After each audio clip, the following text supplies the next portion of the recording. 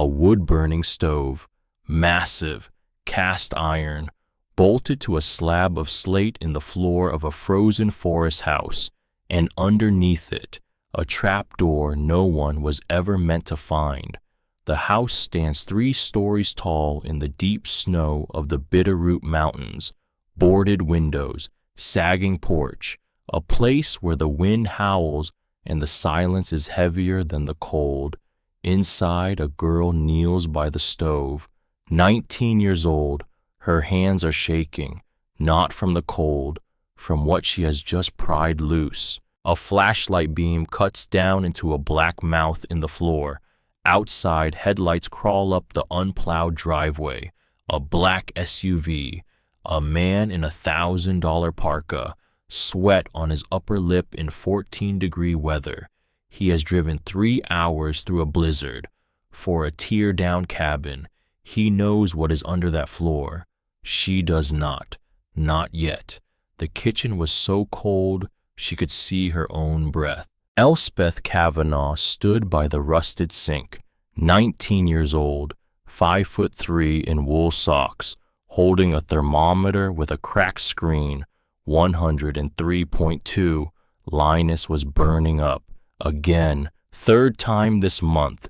She set the thermometer on the chipped Formica counter, pressed her palms flat, breathed in, out, because if she breathed wrong, if she let the panic catch hold of her chest, she would scream, and screaming wouldn't bring down his fever. Screaming wouldn't pay rent. Screaming wouldn't do a single useful thing in this world.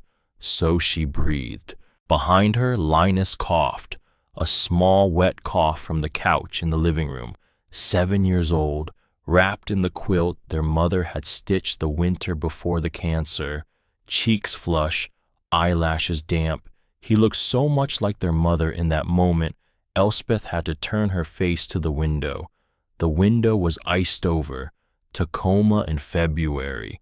Gray sky, gray rain freezing into sleet, gray dumpster across the alley, a whole world the color of dishwater. She walked to the front door, bent down, picked up the white envelope that had been slid under the door at 5:13 that morning. She knew it was 5:13 because she'd heard the footsteps in the hallway and lay very still on the mattress on the floor and watched the clock above the stove blink. Final notice of eviction. 4 days, 96 hours. She put the envelope on the counter next to the thermometer. Elsie Linus's voice, small, croaky. "Yeah, bug. Can I have water?" "Coming." She turned on the tap. The pipe shuddered. The water ran rusty for 10 seconds before it ran clear. She filled a chipped Disney mug. Cinderella. The handle had broken off years ago, and she'd glued it with super glue, and now it sometimes came off in your hand if you weren't careful, so you had to be careful. She brought it to him, knelt by the couch, held the mug while he drank. His lips were cracked. His forehead was damp. "Mom used to put a cold rag on my head," he said. "I know, bug. Can you do that?" "Yeah, I can do that." She went to the bathroom, wet the only clean washcloth they had, wrung it, folded it, came back, pressed it against his forehead. He closed his eyes, smiled a small, tired smile, said, "You smell like Mom." And Elspeth Kavanaugh, 19 years old with $19.42 in her checking account, did not cry. Not yet. She waited until he was asleep, until his breathing went soft and even, until the wet cough had quieted into something that sounded almost like normal sleep. Then she went into the bathroom, closed the door, sat on the edge of the bathtub, and let it come. Quiet crying, the kind you learn to do when you have a little brother sleeping 10 feet away and walls thin as paper. Because here is what she knew. Linus needed a doctor. Linus did not have insurance. The free clinic was 40 minutes away by bus. and she'd have to leave him alone or take him out into the freezing rain, and either way, it would mean missing her night shift at the diner, and missing the night shift meant losing the job, and losing the job meant losing the rent she didn't have anyway, and 4 days until they were on the street. She had no family, none that counted. Her mother was buried in a cemetery on the south side of Tacoma. Her father had left when she was 10. There was an aunt somewhere in Phoenix who hadn't returned a call in 8 years. There was no one, just her and Linus, and $19.42. She wiped her face on the sleeve of her sweatshirt, stood up, looked at herself in the mirror over the sink. The mirror was cracked diagonally and made her face look split into 2 different girls. One of them looked tired, the other one looked angry. Good, she thought. Stay angry. Anger gets things done. That was when the phone rang. She didn't recognize the number. Seattle area code. She let it ring 3 times, considered not answering, because nothing good ever came from a Seattle area code calling her at 7 in the morning. But she answered. Hello? Is this Elspeth Kavanaugh? The voice was older, male, educated, the kind of voice that pronounced every syllable like it cost money. Who's asking? My name is Phineas Drexler. I'm an attorney with Drexler, Hollins, and Bray. Am I speaking with Miss Kavanaugh? I haven't done anything. A pause on the line, a small dry laugh. You're not in any trouble, Miss Kavanaugh. I'm calling regarding the estate of your great-uncle Cornelius Pembroke. She didn't say anything, because she had never heard that name in her life. Miss Kavanaugh, are you still there? I don't know anyone named Cornelius Pembroke. I'm aware. He was your mother's uncle, your maternal grandmother's brother. He passed away 3 weeks ago. You are, as it happens, his sole surviving blood relative. Elspeth sat down on the kitchen floor. The linoleum was cold through her sweatpants. Miss Kavanaugh, I'm listening. I'd very much like for you to come to my office in Seattle. There are matters concerning your inheritance that I cannot discuss over the phone. Are you available tomorrow at 10? Inheritance. Yes. Of what? Best discussed in person. Elspeth looked at the eviction notice on the counter, looked at her sleeping brother on the couch, looked at the cracked mirror behind the open bathroom door where the 2 halves of her face had been split into a tired girl and an angry girl. The angry girl was winning. I'll be there. The law office of Drexler, Hollins, and Bray sat on the 42nd floor of a glass tower downtown. Elspeth had borrowed a clean blouse from the woman next door. She had washed her hair in the kitchen sink because the apartment's hot water had been cut off 2 weeks ago. She had put Linus in the only sweater that still fit him. The receptionist looked at them like they were a smell. Mr. Drexler will see you now. The conference room had a view of Elliott Bay, gray water, gray sky, a ferry crawling across the horizon like an insect. Phineas Drexler stood when she entered. He was 60, maybe 65, silver hair combed back, a suit that probably cost more than her car. He had the soft, careful manners of a man who had spent 40 years telling rich people things they didn't want to hear. Miss Kavanaugh, thank you for coming. You said inheritance. He gestured for her to sit. She sat. Linus crawled into the chair beside her and pulled out a coloring book, a red crayon. He began to color the sky. Drexler opened a manila folder. Your great-uncle Cornelius Pembroke passed away on the 17th of January. He died in his home in the Bitterroot Mountains of Montana. He left no spouse, no children, and a will that has been on file at this firm for 19 years. Bitterroot Mountains, yes. Of Montana, yes. I've never been to Montana. I'm aware. He pushed a photograph across the table. It was a black and white image, a man in a heavy wool coat standing in front of a tall asymmetrical house, 3 stories, steep roof, boarded windows, the kind of house you saw in horror movies and assumed the set designers had exaggerated. "This is the property," Drexler said, 40 acres of timberland. The house was built in 1894 and renovated in 1969. It is fully off-grid. The nearest town, a place called Glenmore, is 41 miles to the east. There is no mortgage. No mortgage.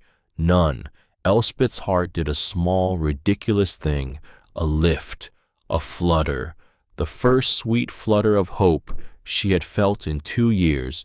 "It's mine," conditionally. Of course it was conditional. Nothing in her life had ever not been conditional. "There is an unpaid property tax lien against the estate," Drexler said. "Total balance due, including penalties and accumulated interest, is $84,000 and change. The state of Montana has issued a final notice. You have 21 days to pay the lien in full or the property will be seized and sold at public auction." Elspeth stared at him. "I have $19, she said. "I understand. I have $19.42. Yes, I cannot pay $84,000 in 21 days. That Miss Kavanaugh is the situation." She wanted to laugh, and she wanted to scream, and she wanted to grab the manila folder and throw it through the floor-to-ceiling window and watch it sail down 42 stories into Elliott Bay. Instead, she said, "Why are you telling me this?" Drexler studied her for a long moment.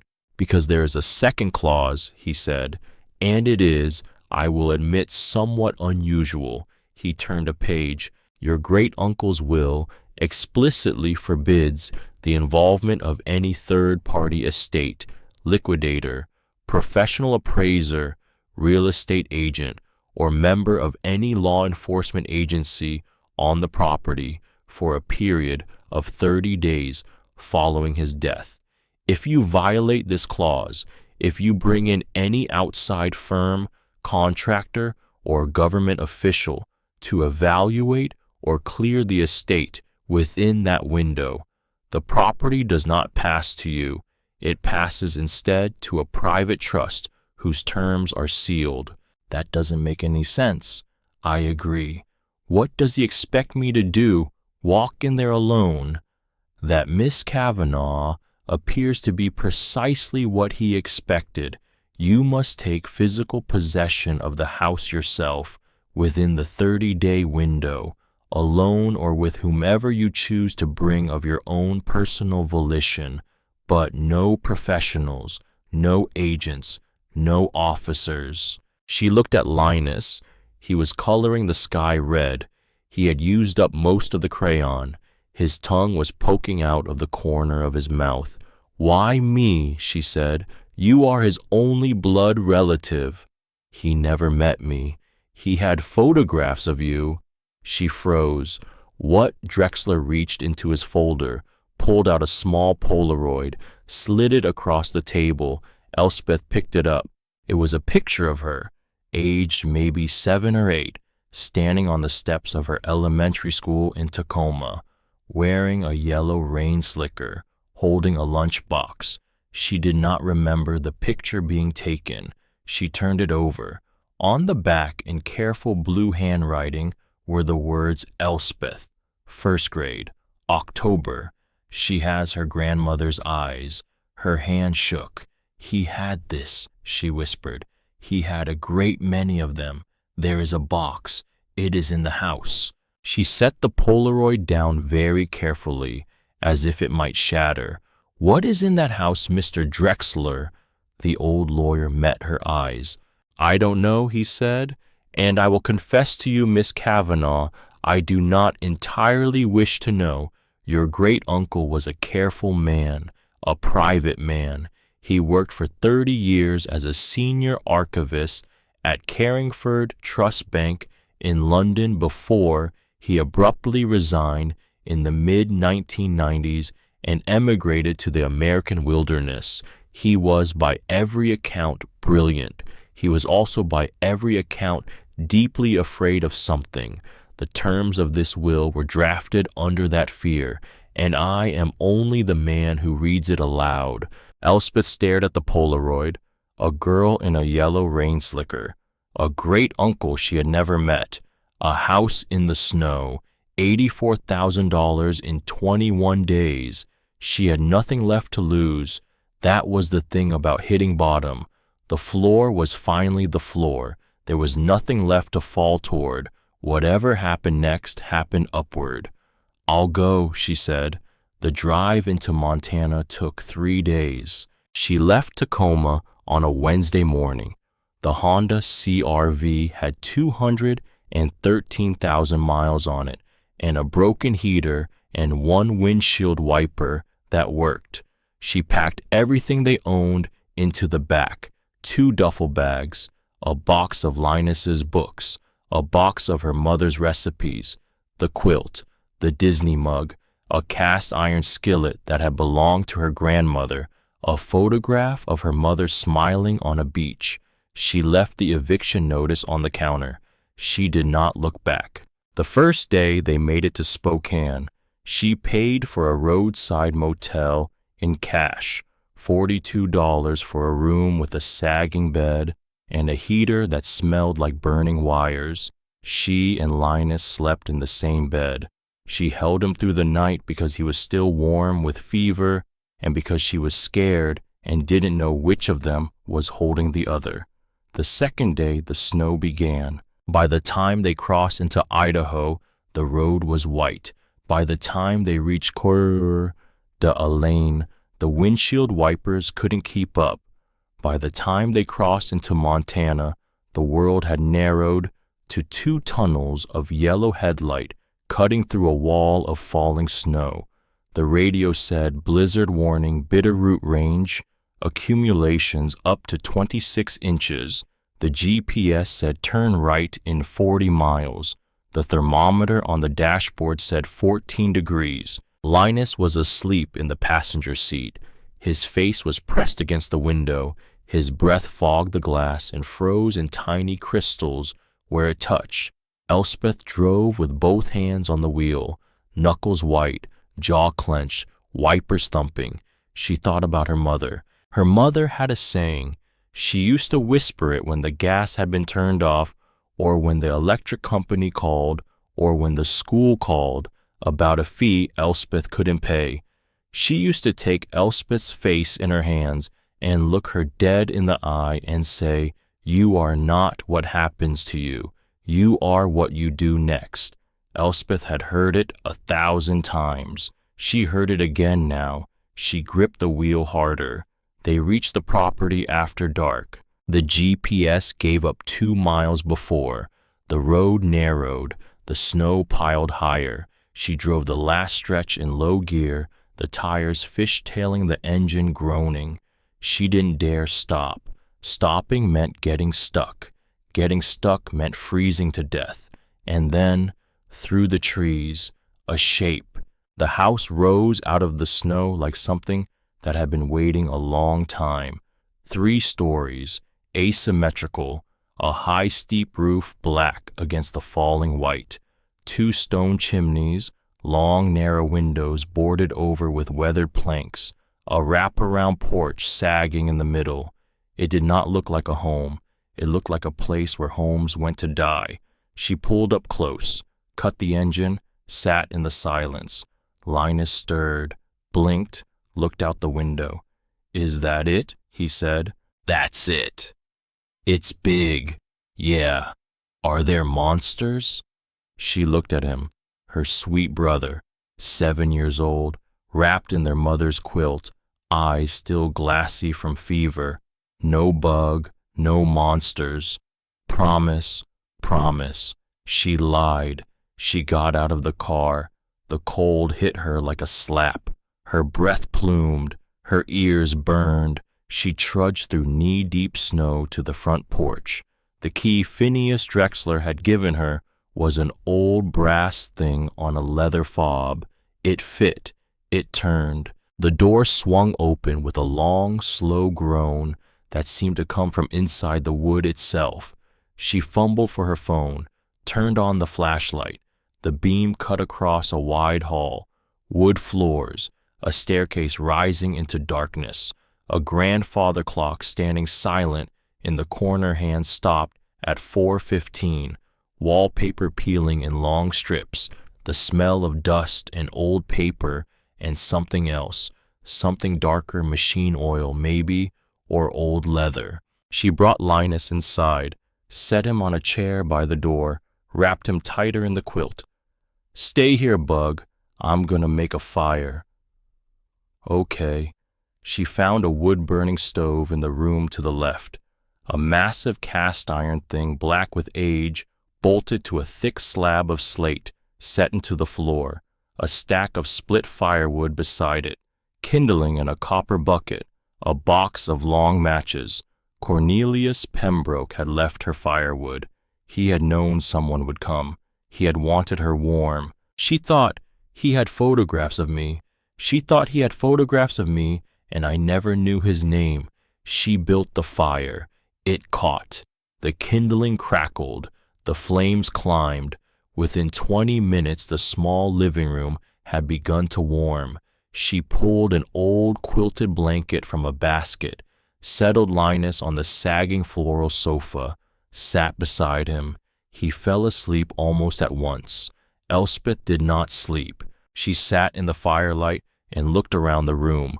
Books everywhere, floor-to-ceiling shelves crammed with leather-bound volumes, filing cabinets in the corner, a heavy oak desk piled with papers, a framed photograph on the mantel. She got up, walked over, picked it up. A man in his 50s, sharp features, dark eyes, standing in front of a low stone building in what looked like a foreign country. A young woman beside him, blonde, smiling, and a small boy on the man's shoulders. The boy was laughing. He had front teeth missing. He looked about Linus's age. She turned the picture over, written on the back in faded ink Imogene. Florian, London, 1992. She stared at it for a long time. Then she set it back on the mantel, very gently, as if it might break. She did not sleep that night. She watched the fire. She watched Linus. She listened to the house breathe around her, the creaks and groans of a building too old to stay quiet. And somewhere in the small, dark hours, she felt a thing she had not felt in a long time. Not safety, just stillness. It would have to be enough. The knock came at 9 in the morning. 3 sharp raps, authoritative, practiced. Elspeth had been making instant coffee on the wood stove. She froze, her hand on the kettle, her heart in her throat. Linus was still asleep on the couch. The fire had burned down to embers. Outside the boarded windows, the world was blinding white. The knock came again. She set down the kettle, picked up the iron poker from beside the stove, walked to the front door, stood for a moment with her hand on the knob. Then she opened it. The man on the porch was tall, 40-something, olive parka with fur trim that probably cost $1,000, polished leather boots, a silver watch on his wrist, a smile that was just slightly too wide for his face.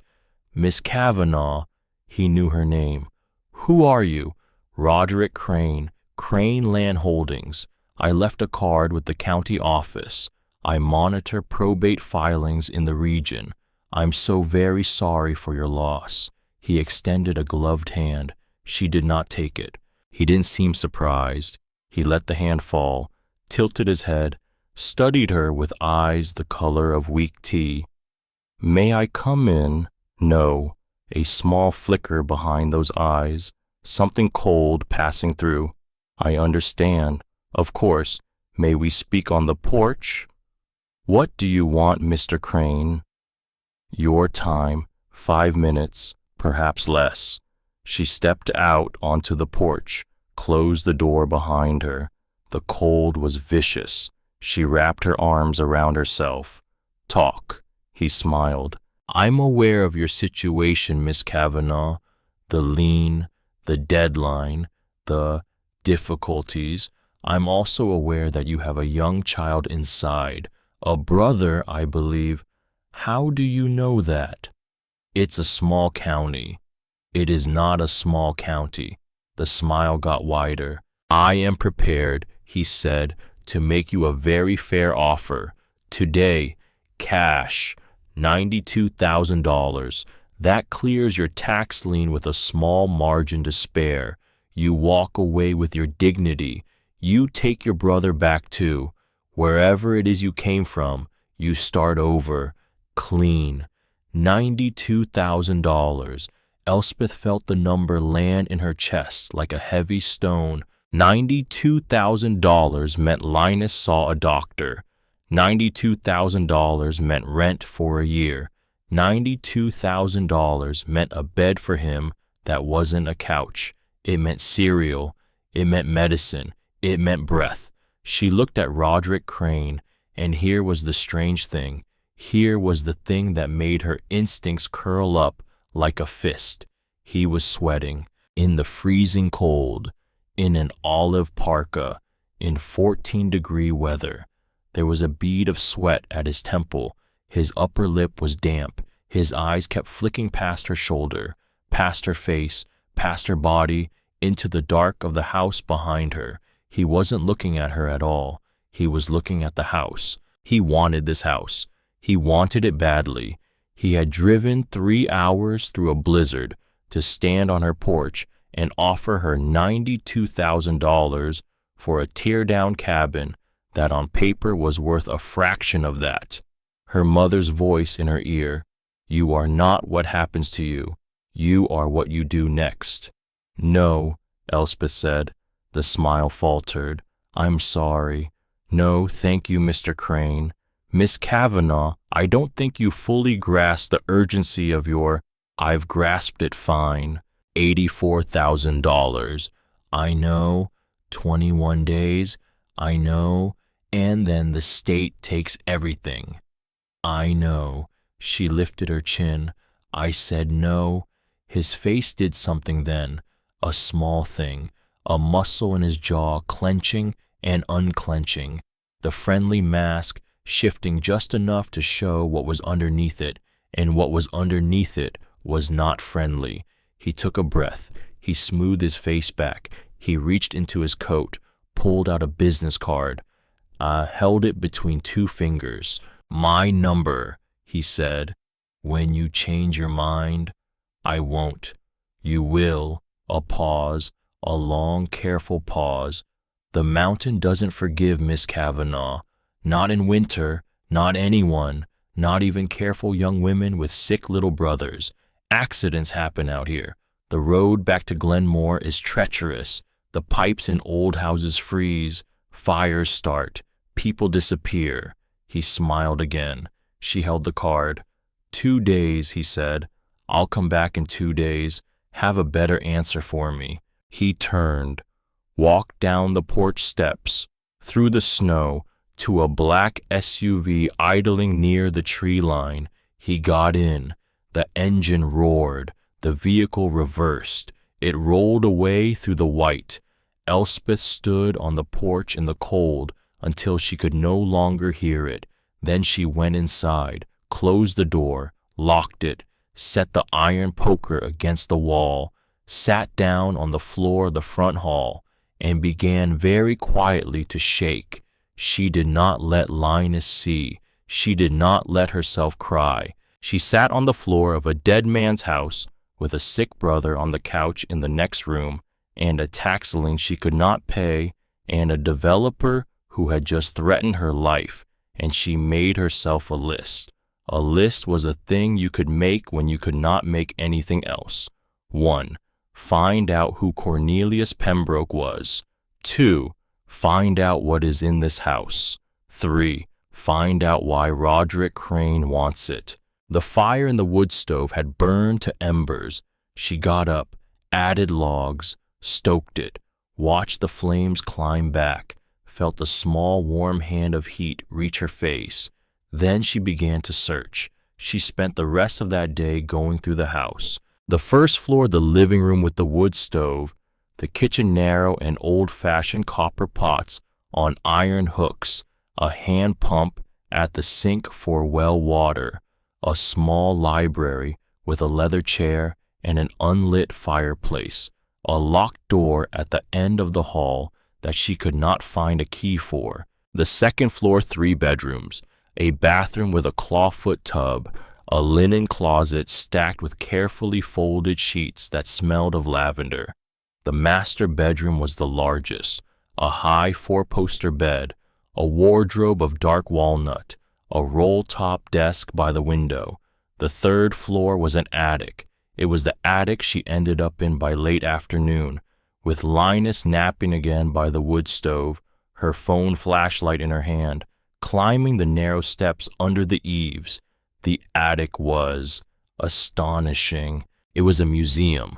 Filing cabinets stood in long, neat rows, wooden crates stacked along the walls, boxes labeled in careful handwriting, correspondence, 1971 to 1975, banking records, 1980 to 1985, personal photographs, Russian Imperial Archive, London period. The labels went on and on. The handwriting was the same handwriting that had been on the back of the Polaroid Drexler had shown her. Careful, blue, precise. Her great-uncle had been a man who kept things. She opened the box labeled personal photographs. Inside were stacks of envelopes, each one marked with a name and a date. She thumbed through them. Elspeth, age 4, Elspeth, age 5, Elspeth, age 7, Elspeth, age 12, Linus, age 2, Linus, age 4, Linus, age 6. Photographs of her entire life, photographs of her brother's life, photographs from school, from playgrounds, from sidewalks she had walked down without ever knowing anyone was watching. She sat down on the dusty floor with the box in her lap, and she cried. She cried for a long time. She cried for her mother. She cried for the lonely old man who had loved them from 40 miles away and 40 acres deep and never said a word. She cried because she did not know how to feel about any of it. Was it tender? Was it sad? Was it love? Was it grief? Was it all of those things at once? She wiped her face on her sleeve, set the box aside, kept searching. That was when she found the second photograph. It was in a thin envelope at the very bottom of a crate labeled Simply London. The envelope was sealed, but the seal had cracked with age. She slid the picture out, black and white, glossy. 2 men. The first man was Cornelius Pembroke, younger, perhaps 50, wearing a dark suit, standing in front of an old stone building with brass letters on the facade. The letters read, Carringford Trust Bank. The second man was younger, maybe 35, thin, a receding hairline, dark eyes, a tight smile. He had his hand on Cornelius Pembroke's shoulder. The gesture looked almost friendly. Almost. She turned the photograph over. There were 2 lines of handwriting on the back. The first was in Cornelius's familiar careful blue. Edmund Crane, Director Special Accounts, London, 1991. The second line was in a different hand, harder, angrier, black ink, pressed in so hard the paper had nearly torn. He was the worst man I ever worked for. Elspeth stopped breathing. Edmund Crane. Crane. She thought of the man on her porch. Roderick Crane.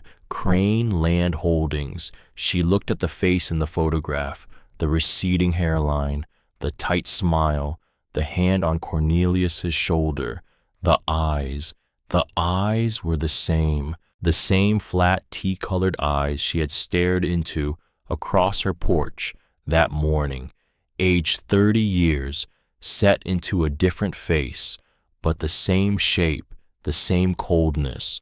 This was Roderick Crane's father, or his grandfather, or someone close enough by blood that the same face had passed down through generations like an heirloom. Her great-uncle had worked for this man. Her great-uncle had hated this man.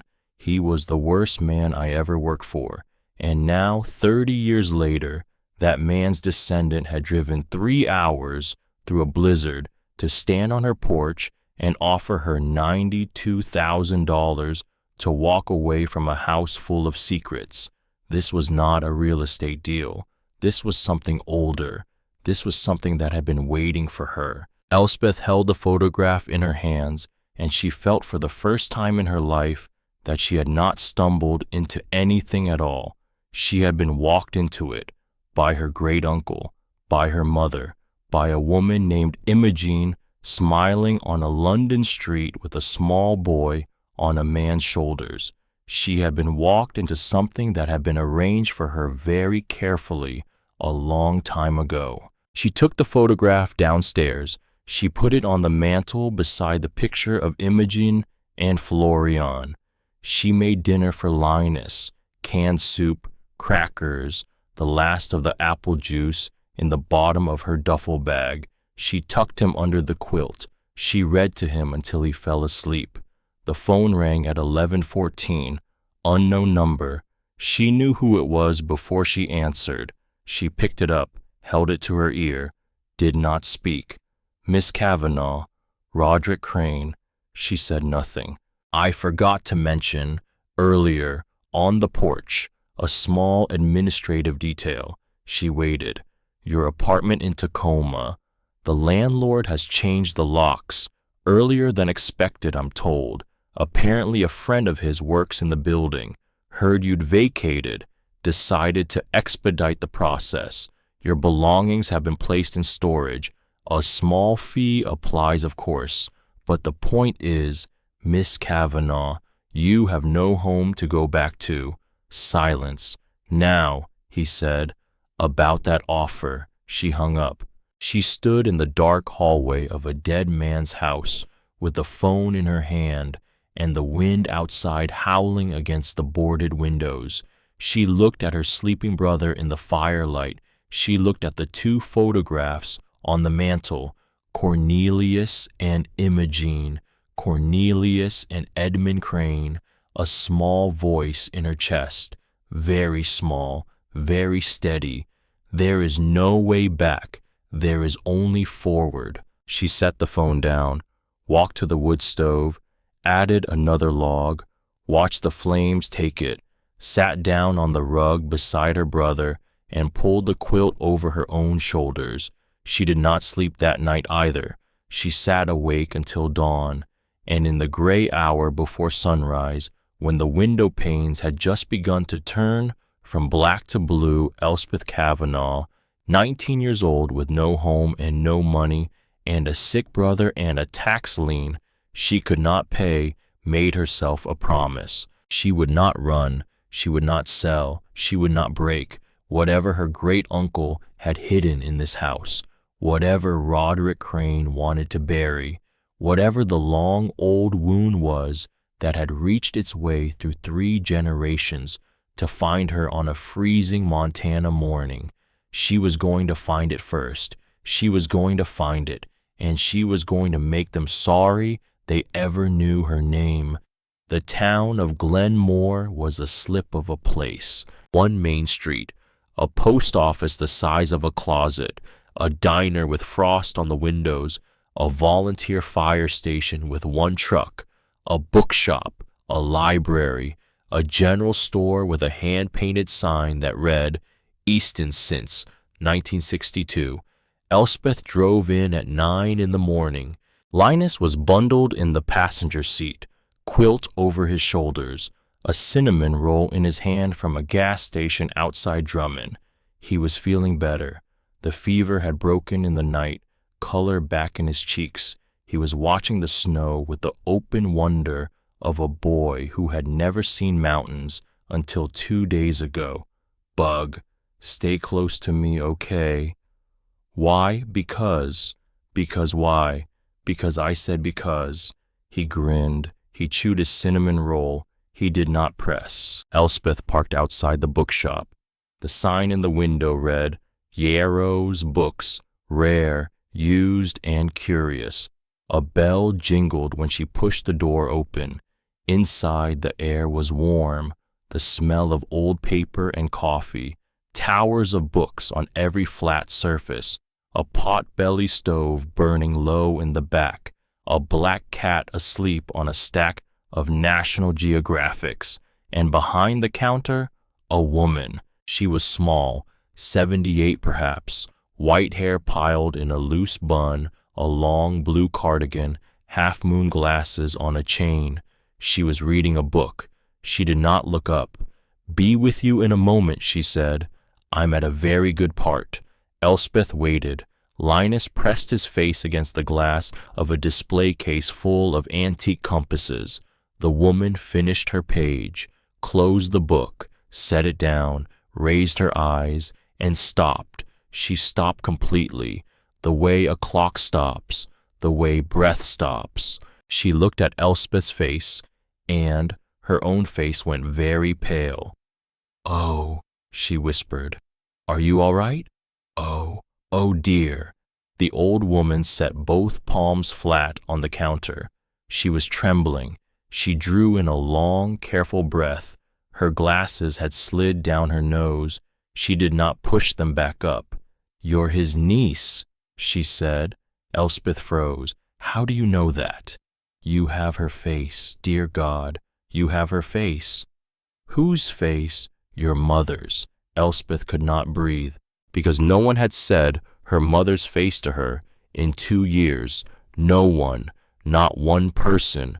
Her mother was a grave on the south side of Tacoma. Her mother was a photograph in a duffel bag. Her mother was a quilt. And now a stranger in a Montana bookshop had taken one look at her and known. You knew my mother. I knew her in pictures. Cornelius sent them. Cornelius sent everything. The old woman came around the counter. Her hands were shaking. She took Elspeth's face between her palms, the way a grandmother might, the way no one had touched her in a long time. Child, she said, oh, child, I am so sorry. I am so sorry he never met you. I am so sorry. Elspeth's eyes burned. She did not cry. She had promised herself she would not cry, not in front of strangers, not in front of Linus, not until this was over. The old woman saw the burning. She let go, stepped back, wiped her own eyes with the cuff of her cardigan. I'm Beatrix, she said, Beatrix Yarrow. Your great-uncle and I were correspondents for 25 years.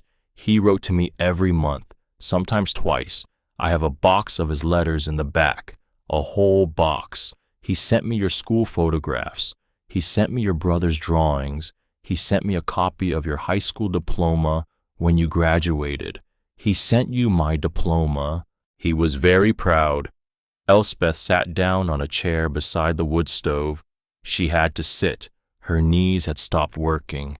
Linus drifted over, sensed something was happening, climbed into her lap, watched the old woman with grave 7-year-old eyes. Hello, Beatrix said to him. Hi. You must be Linus. How did you know my name? Your uncle told me. He died. I know, sweetheart. I know. The old woman knelt in front of him, knees creaking. She reached into the pocket of her cardigan and pulled out a butterscotch candy in a yellow wrapper. She held it out. Linus looked at Elspeth. Elspeth nodded. He took it, unwrapped it, put it in his mouth. The little ritual of a child being given something sweet by a stranger who was not really a stranger at all. Beatrix stood, looked at Elspeth. I think, she said, we had better have tea. The kitchen behind the bookshop was small and warm, a kettle whistling on a gas burner, a bowl of clementines on a scarred pine table, a window looking out at a back garden buried in snow, a cardinal at a feeder, red against white. Beatrix poured tea into two mismatched cups. She set Linus up at the table with a stack of children's books from the shop and a second butterscotch and a wink. She drew her own chair close to Elspeth's. She wrapped her cold hands around her cup. She took a long breath. "Ask me," she said. "Whatever you need to know, ask me." Elspeth looked at her. She did not know where to start, so she said, "Who was he?" Beatrix smiled, small, sad.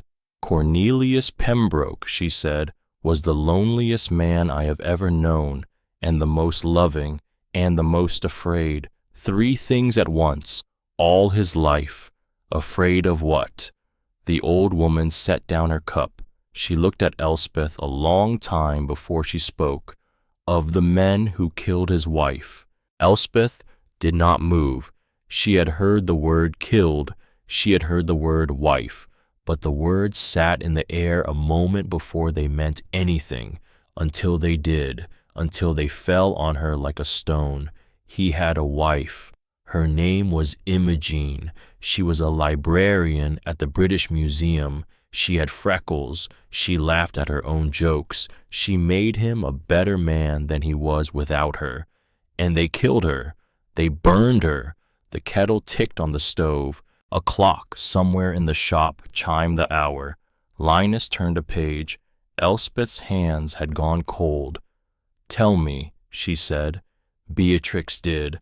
Cornelius worked for Carringford Trust Bank in London. He was a senior archivist. He was the man they trusted with everything the bank did not want anyone to see. The vaults, the records, the old accounts. He had been there since he was 22.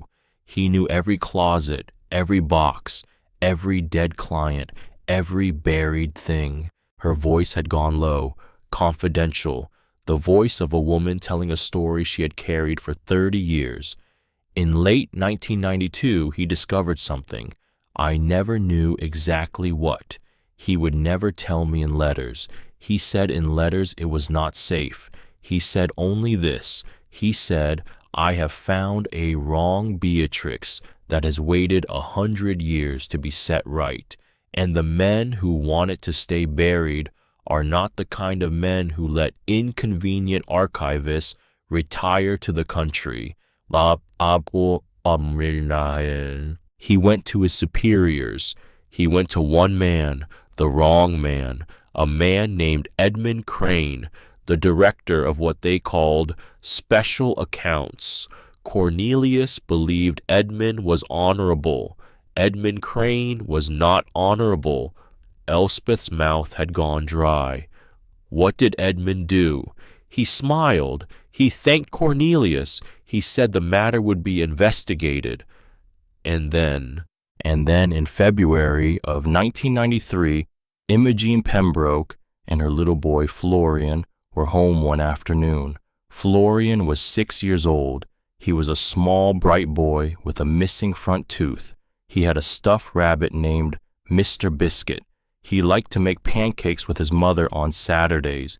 He liked dinosaurs. He liked his father very much. Beatrix's eyes were wet, but her voice was steady. The house caught fire. It was ruled an electrical fault. There was a faulty heater in the wall. It was a very tidy fire, very contained. The house next door was fine. The flat above was fine. Only the Pembroke flat burned. Imogene and Florian were both upstairs, both asleep, the report said. The smoke alarms did not work. They had been disconnected, the report said. Imogene was a careful woman. She tested those alarms every month. It was murder. It was murder. And no one. The investigators ruled it an accident. The bank sent flowers. Edmund Crane gave the eulogy. He cried at the service. Cornelius watched him cry. And he knew, child. He knew exactly what Edmund Crane was. Elspeth's hands shook around her teacup. Then why didn't he? What would he do? Beatrix said softly. Tell me what he would have done. He was 48 years old, a widower with no family left in England, a junior archivist, by title even with all his seniority, up against the most powerful private bank in London. He had no proof. He had only the timing. He had only what he knew. He should have gone to the police. He went to the police, child. He went the next morning. He told them everything.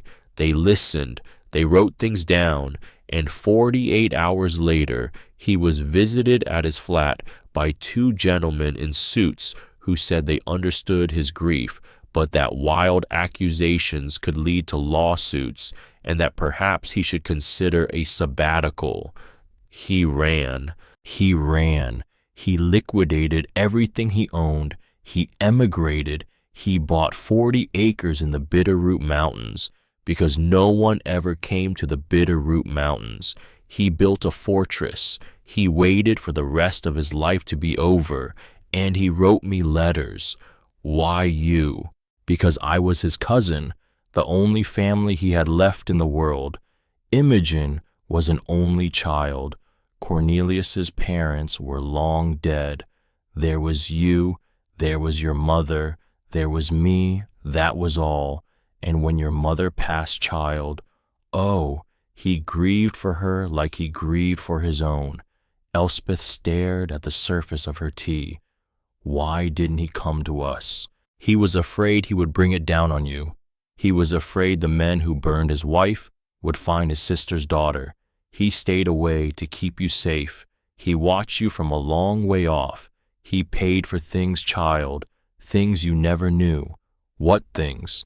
Your high school field trip to Washington in 10th grade. He paid for that. Your brother's appendectomy when he was 4 years old. He paid for that. The textbooks for your first semester of community college. He paid for those. Elspeth set down the cup. She put both hands over her face. She did not cry. She did not let herself. But she sat very still for a long time, and in that stillness, she felt the world tilt 1 degree on its axis and settle somewhere new. When she lowered her hands, Beatrix was watching her. He loved you, child, the old woman said, from very far away, with his whole tired heart. He loved you. Linus was watching them too. He had stopped reading. He had the butterscotch tucked in his cheek. Elsie, he said. Yeah, Bug. Are you sad? A little bit? Why? Because someone we didn't know loved us a lot. Linus thought about this. That's a good kind of sad, he said. Elspeth laughed. It came out broken, wet. It came out anyway. Beatrix poured her more tea. She told her the rest over the second cup. Edmund Crane had died in 2007, a heart attack at his country estate in Sussex. Cornelius had received the news with what he wrote in his letter as no satisfaction at all. Edmund had left behind a son named Roland. Roland was thin and quiet and reportedly a disappointment to his father. Roland had himself fathered one boy, a boy named Roderick. Roderick Crane. You know him. He came to my door. Beatrix went very still. When? Yesterday. He offered me $92,000 to walk away. Oh, child. He came back last night by phone. He told me my landlord had changed the locks on my apartment in Tacoma. He told me I had no home to go back to. He told me to take the money. And you said? I said no. Beatrix looked at her a long time. Then she reached across the table, took Elspeth's hand in both of her own. Her hands were small and dry and warm. Your great-uncle, she said, has spent 30 years preparing for this exact day. He has been waiting for you. He has been waiting to give you the truth he could not give anyone else. There is something in that house, child, something that will frighten you, and something that will set you free. What is it? I don't know. You don't know. He never told me. He said in his last letter, Beatrix, when she comes, tell her to look for the eagle. Tell her the eagle sleeps under the iron. Elspeth froze. The eagle sleeps under the iron. Yes, that's in his journals. I've been reading them. He wrote it over and over. Then you have your map, Beatrix said. Now you must read it. She squeezed Elspeth's hand. And child, you are not alone here. Do you understand me? You are not alone. There are people in this town, old people, people who knew your great uncle, people he trusted. We have been waiting for you too. Elspeth could not speak. She nodded. Beatrix released her hand, stood, walked to the back wall of the kitchen, opened a drawer, pulled out a small brass key on a leather cord, came back, pressed it into Elspeth's palm.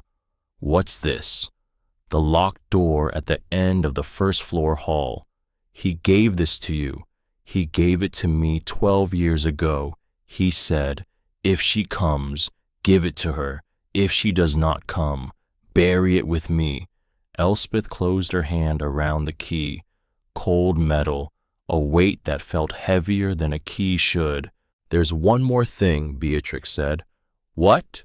You will meet a sheriff in this town. His name is Augustus Penn.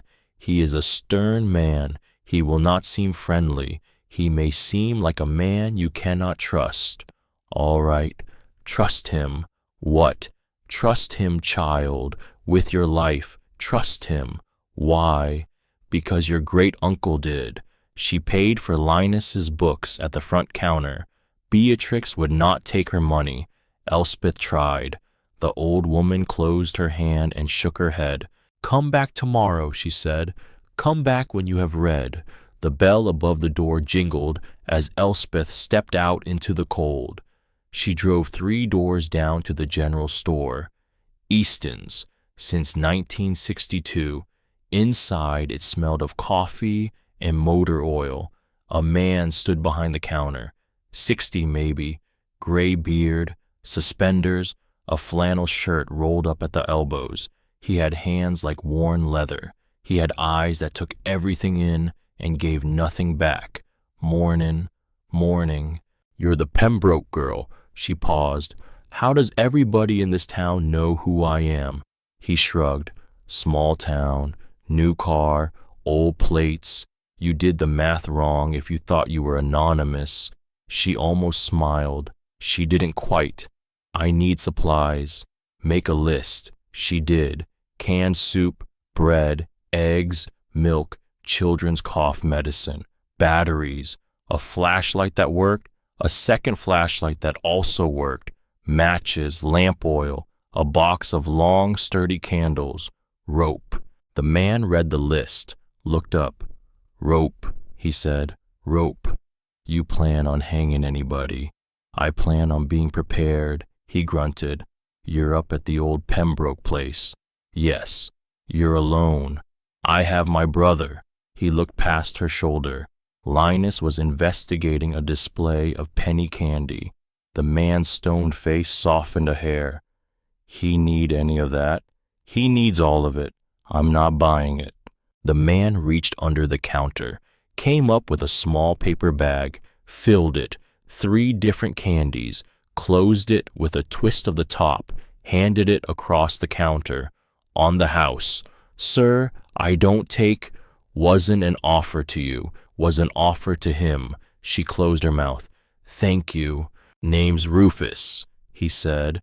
Rufus Easton. I serviced that Honda of yours 2 years before you ever owned it. Used to belong to a teacher in Helena. Good car, bad belts. You want me to look at it before you head back up the pass? You bring it round. I can't afford. Did I say I was charging you? She closed her mouth again. He started bagging her groceries. That mountain, he said. She don't play fair this time of year. Roads ice over at sundown. CB radio in the diner works better than any cell phone you got. Anybody comes looking for you up there. Anybody you don't know. You drive down. You come here. You don't try to be brave. Brave gets people dead. She watched him bag her supplies. Mr. Easton, Rufus. Why are you helping me? He paused, set down the can he was holding, looked her in the eye. Because your great uncle helped me bury my wife 8 years ago, paid for the headstone, did it anonymous. I only found out 'cause the stonemason got drunk at the diner and let it slip. Cornelius never asked for thanks, never came to the funeral, just sent a check, quietly, like he did everything. He went back to bagging, so when his niece walks into my store, I help. Elspeth could not speak. She paid for her groceries. She loaded them into the car. She bundled Linus into the passenger seat with the bag of penny candy. She drove 1 block down the main street and pulled over by the library and sat with both hands on the wheel. She breathed, in, out, in, out. She thought he was here all the time. She thought he was here all the time, paying, watching. She wiped her face hard with the back of her hand. Then she went into the library. The library was a single room above the post office, a narrow staircase, wood floors, tall windows looking out at the snow, a fireplace at one end, long oak tables, the smell of beeswax. A young woman sat behind the desk. She was perhaps 25, black hair in a long braid, a green sweater, reading glasses pushed up into her hair. She was bent over a stack of papers with a yellow highlighter. Hi, she looked up. Hi, welcome to the Glenmore Library. We have 11,000 books. None of them are new. Can I help you? I need Russian history. The woman's eyes lit up. It was the lighting up of a person who has been waiting 6 years for someone to ask the right question. Oh, she said. Oh my God. Russian what? Romanov's imperial period, the revolution, anything about Fabergé, anything about eagles. She stood, pushed back her chair, came around the desk, held out a hand. Adelina Quintrell, I am the entire staff of this library. I have a master's in art history that nobody in this town has ever needed. You are now my favorite person. Elspeth shook her hand. Elspeth? Oh, I know. Of course you do.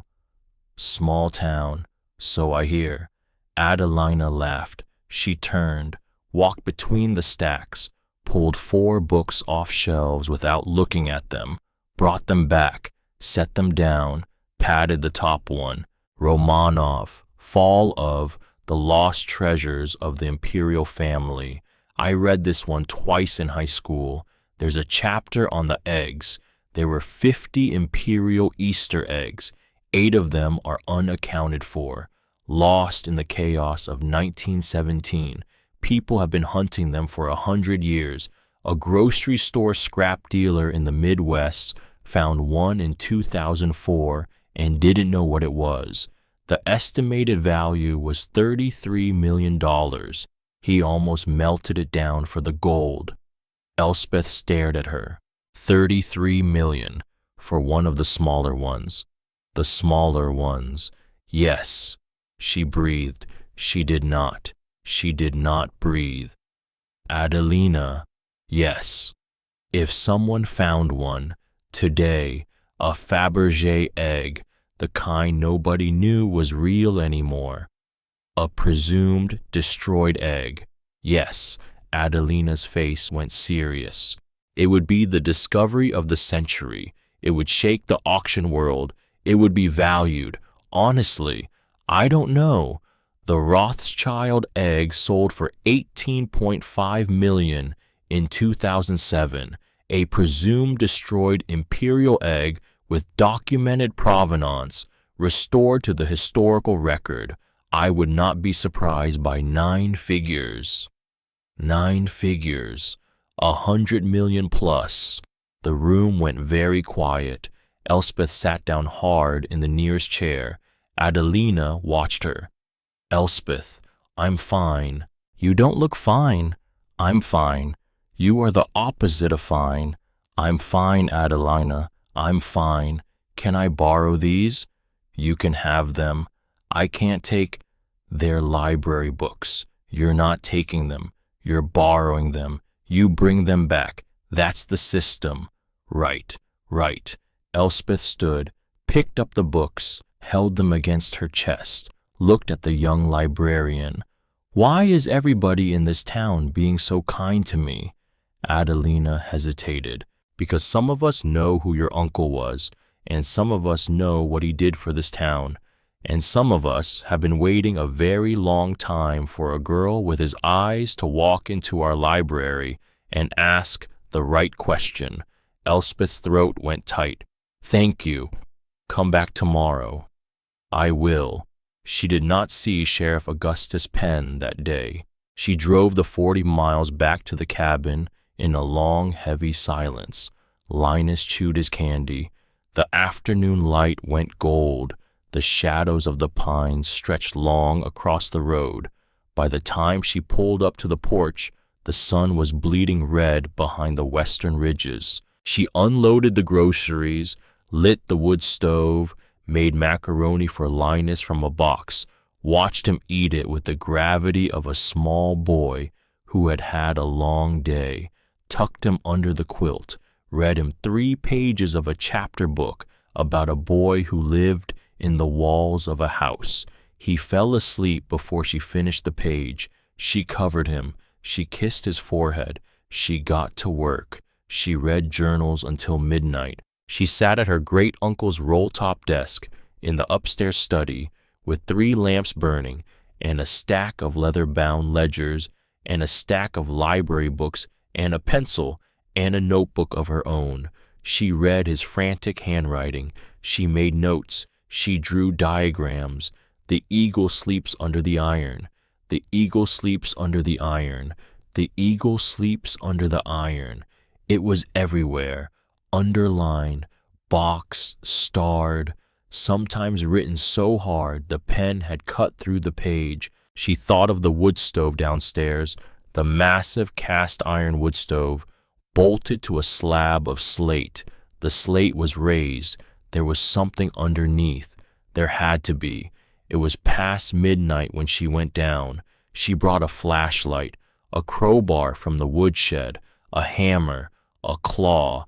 She had Googled how to lift floor slabs and had immediately lost cell service. She moved Linus carefully to the floral sofa and pushed it across the room so it was nowhere near the stove. She let the fire die down to embers. She let the stove cool. She waited an hour sitting on the floor, hugging her knees, watching her brother sleep. Then she went to work. She wedged the crowbar under the edge of the slate slab. She leaned. Nothing. She leaned harder. The slate creaked. She leaned with her whole body. The slate shifted. She wedged the second crowbar in. Pried again. Sweat rolled down her back even in the cold room. Her shoulders burned. Her hands cramped. She bit down on a curse and kept going. The slate slid sideways with a scrape that filled the whole house. Underneath was a heavy iron trapdoor, flush with the floorboards. A thick rusted iron ring set into the center. Her heart was a fist in her chest. She knelt, gripped the ring, pulled. The trapdoor groaned. Hinges screamed. A blast of cold, dry air rushed up out of the dark beneath. The air smelled of paper, oil, stone. She aimed the flashlight down. A flight of concrete steps, steep, narrow, disappearing into black. Elspeth Kavanaugh, 19 years old in wool socks, and her mother's old sweatshirt stood at the edge of the open trapdoor in a freezing dead man's house at 1 a.m. and stared down into the dark. She thought of Linus on the couch. She thought of Beatrix. She thought of Rufus Easton with his bag of candy. She thought of her mother's voice. You are what you do next. She went down. The stairs ended at a small concrete room, 8 feet by 8 feet, low ceiling, cold floor. A bare bulb dangled from a wire overhead. She tried the switch. Nothing. The bulb was dead. The generator was dead. The whole hidden sub-basement was dark except for her flashlight.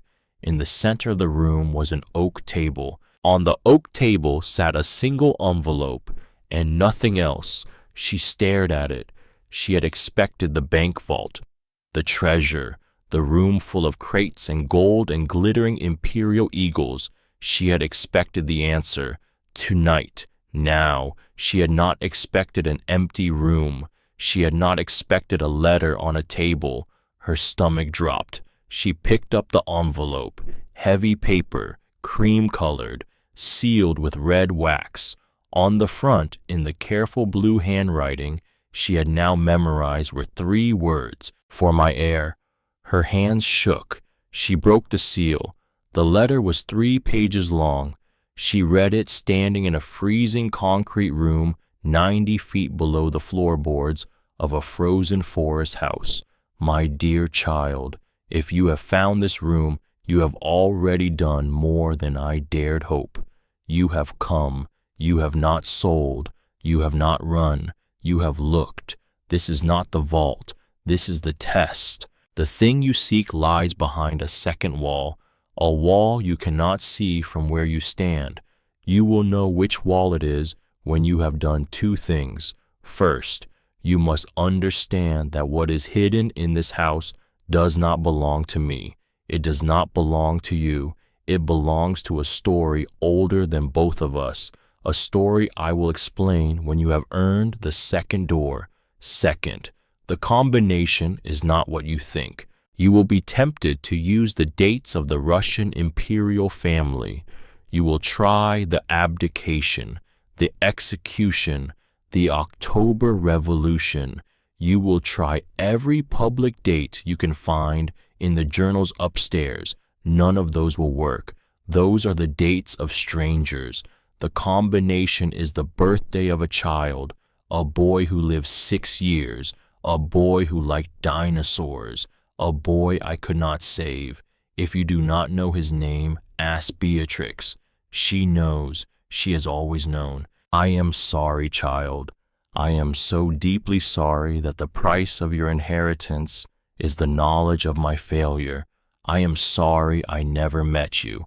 I am sorry I watched you from too far away. I am sorry that the worst thing in my life is the door I am asking you to open. But you must open it, because what is behind it does not belong to the men who killed him. It belongs to the world, and the world has been waiting 100 years. Go upstairs. Go to bed. Hold your brother. Go see Beatrix in the morning, and then come back. With all my love and all my regret, Cornelius. She read the letter twice. She read it 3 times. She sat down on the cold floor of the concrete room and she cried. Not pretty crying, not movie crying, the wet, ugly choke crying of a person who has been carrying too much for too long and has finally been given permission by a dead man to put it down. When she was done, she folded the letter. She put it in her pocket. She stood up. She went back up the stairs. She closed the trap door. She did not put the slate back. She was too tired. She added a log to the wood stove. She lay down beside her sleeping brother on the floral couch. She pulled the quilt over them both. Florian, she thought. Florian, a boy who liked dinosaurs. She fell asleep. She did not stay asleep. She woke at 4:12 in the morning to the sound of breaking glass. She froze.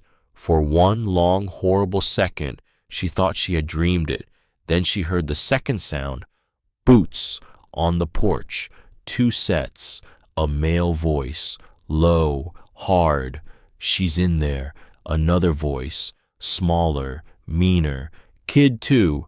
Kid too. Elspeth's hand closed over Linus's mouth before he could make a sound. He opened his eyes. She put a finger to her lips. He nodded. He understood. He had been 7 years old for a long time. He understood quiet. She moved. She moved like a person whose body had already decided what to do before her brain caught up. She rolled off the couch. She pulled Linus with her. She crouched behind the sofa. She listened. Footsteps in the front hall, a second set in the kitchen, a third voice now, outside, on the porch, familiar, smooth, slimy. Bring her out alive. Crane wants to talk to her. Roderick. He was outside. He had brought men. Elspeth's breath was a saw in her chest. She thought of the iron poker by the door. She thought of the bear spray Rufus had given her with a wink in the kitchen cupboard. She thought of the trap door, open, behind the wood stove, a black mouth in the floor. She made the calculation in 3 seconds. She picked up Linus. She crawled. She moved on hands and knees behind the line of the sofa. She slid him into her arms. She made it to the corner of the room, the grandfather clock. The grandfather clock in the corner with the cabinet base. The base was hollow. Linus had crawled into it that first morning to see if there was a secret passage. He had fit, easily. She opened the cabinet. She pressed him in. She pressed her finger to her lips one more time. She whispered, "Don't make a sound, Bug. Don't make a sound. I love you. Don't make a sound." She closed the cabinet. She turned. She made it 3 steps toward the kitchen before the man came around the corner. He was huge, 6'5", a black coat, a wool cap, a small black handgun. He saw her. He raised the gun. Elspeth did the only thing she could do. She dropped. She rolled. She came up on the other side of the sofa. She bolted for the trap door, the black mouth in the floor, the basement Roderick Crane did not know about. She made it to the edge. She heard the man behind her shout. She heard a second man come pounding down the stairs from the second floor. She heard the front door bang open. She heard Roderick's voice, sharp now, angry. "Where is she?" She jumped. She fell 6 feet into the dark. She landed on her side on concrete. Pain lanced up her ribs. She bit through her lip not to scream. Above her footsteps thundered across the floorboards. Below her the dark. The trapdoor was still open. She could not reach it from down here. She could not close it. She could only hide. She crab-walked back into the small concrete room, pressed herself into the corner farthest from the stairs, killed her flashlight, held her breath. She heard the men above. She heard them stop. She heard one of them say, "There's a hole in the floor." A long silence, a creak, a man's boot. On the top step, he was coming down. Elspeth closed her eyes. And then, above, outside, from very far away, through the boarded windows of the cabin, a sound, a siren, a single far siren cutting through the snow. The boots on the steps stopped. The man swore, Roderick's voice, cold, furious, above. "Out, out, out, now!" The boots reversed, up the stairs, across the floor, across the porch, boots crunching across snow, an engine starting somewhere down the long, unplowed driveway, tires spinning, the engine fading. Elspeth did not move for 2 full minutes. Then she did. She crawled up the concrete stairs on hands and knees. She came up into the living room. She did not stand. She moved on her elbows. She made her way across the floor. She reached the grandfather clock. She opened the cabinet. Linus was inside. He was alive. He was crying without sound. She pulled him out. She held him so tight she thought she might break him. She rocked him. She whispered into his hair. She did not know what she was whispering. The siren was closer now. A vehicle pulled up outside. A heavy engine. The slam of a truck door. Boots on the porch. A hard fist on the door. "Kavanaugh, sheriff, open up." Elspeth did not move. Beatrix's voice in her head. Trust him, child, with your life. Trust him. She set Linus down. She walked to the door. She unlocked it. She opened it. The man on the porch was tall, 60 maybe, iron gray hair, a long lined face, a heavy brown coat with a brass star on the chest, eyes like a winter sky, hands the size of dinner plates. He looked at her. He saw the blood on her lip, the shaking, the brother behind her in his pajamas. He saw all of it in one slow, careful look. He did not say anything kind. He did not say anything soft. He said only, "You're safe now." And then he said, "My name is Augustus Penn. Your uncle hired me to look after you 6 years ago. I have been waiting in this town for the day I would have to come up this hill. I am sorry I did not come sooner. I am sorry I waited for the signal. Cornelius told me to wait. He said you would have to choose to stay. He said if I came too early, I would scare you off. He was a stubborn old man, and he was right." Elspeth stared at him. 6 years, 6 years. You watched me from a distance. You watched my brother from a distance. Her knees gave. He caught her by the elbow. He was steady. He smelled of pipe tobacco and old leather. He held her up like she weighed nothing. "Come on," he said. "Pack what you can. You and the boy come to my place tonight. You sleep tonight. You eat tonight. Tomorrow at first light we come back. We open whatever your uncle has been hiding in this house. We end this.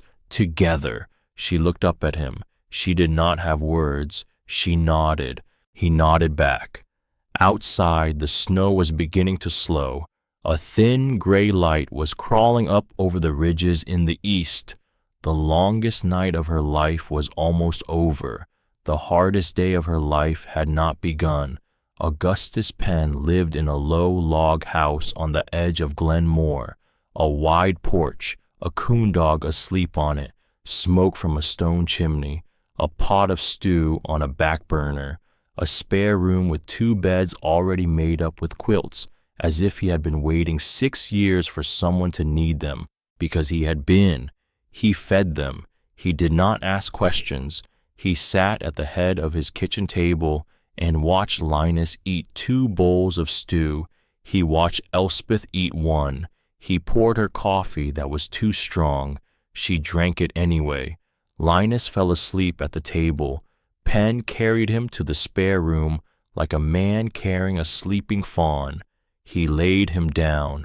He pulled the quilt up. He turned off the lamp. He came back to the kitchen. He sat across from Elspeth. He poured himself a coffee. He said, "Ask me what you need to ask me." She looked at him. She did not know where to start. So she said, "Why?" He understood. "Your great-uncle wrote me a letter 6 years ago, from this town, from a P.O. box. He said he was an old man. He said he had a niece in Tacoma. He said he had a great niece. He said one day the wrong people might find her. He said when that day came, he wanted someone in this town to be ready. He said he had picked me because I had retired from Chicago police homicide and moved here for the quiet. He said he had read about a case I worked. He said he believed I was honest. He paid you."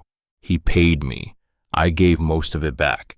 I kept enough to cover gas, to drive past your elementary school once a year when I went to a conference in Seattle. I kept enough to cover the cost of a phone subscription to your local paper. I read your name in the honor roll listings, child. I read your name. I watched you grow up on paper from 2,000 miles away."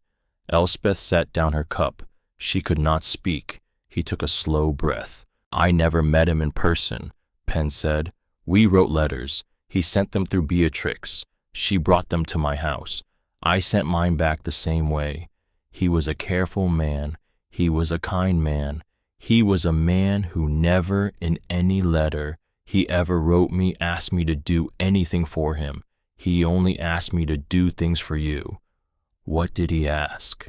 He asked me to be there when you came.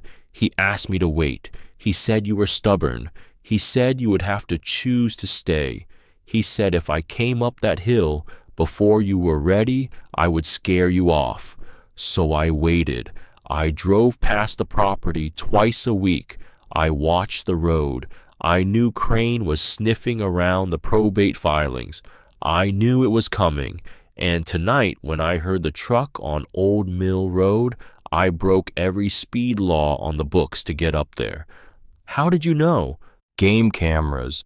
Your great-uncle put them all up that road 11 years ago. Motion triggered. They sent to my phone. They went off at 3:50 this morning. Elspeth stared at him. He was watching the road. He was watching everything. She put her face in her hands. He loved us so much, she whispered. He loved you so much, Penn said, and he did not know how to show it from so far. So he built a system. He built a system to keep you safe even when he could not be there. She lowered her hands. She looked up at him. Sheriff Penn, Augustus, Augustus, there's a vault under that house. I know, you know. I helped him pour the concrete in 2003. She blinked. You helped him. He brought in a crew from Bozeman for the steel. But yes, I helped with the back end.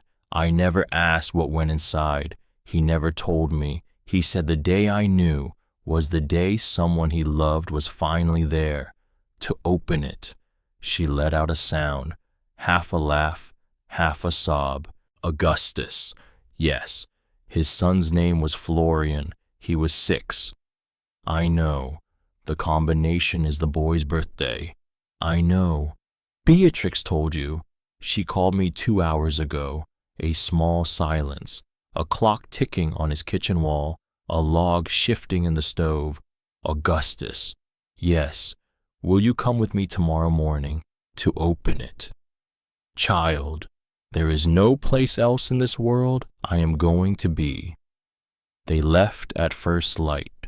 Linus rode in the back of Penn's truck, bundled in a wool blanket, holding the small brown paper bag of Rufus Easton's penny candy in his lap. He had asked twice if they were going home. Elspeth had told him twice that they were going to finish what their uncle had started. Beatrix met them at the cabin. She was already there, standing on the porch in her long blue coat with a thermos of coffee and a tin of shortbread. She had walked up the driveway behind Penn's truck. She had let herself in with the spare key Cornelius had left with her 12 years ago. She put a hand on Elspeth's cheek. How did you sleep, child? I didn't. I didn't think so. She turned. She led them inside. Penn went first into the living room. He moved like a man who had been there before, because he had. He inspected the trap door. He nodded. It's clean, he said. They didn't come down. How can you tell? No tracks in the dust on the steps. He went down. He came back up with a battery lantern. He brought it from his truck. He hung it on a nail set in the concrete wall of the test room.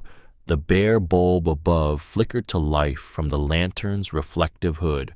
The small concrete room filled with yellow light. He turned to Elspeth. You ready? She nodded.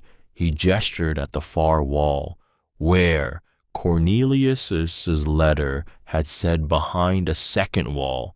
There were only 3 walls in the small concrete room that were not the staircase. Elspeth walked the perimeter, her fingers trailing the cold concrete. She tapped. She listened.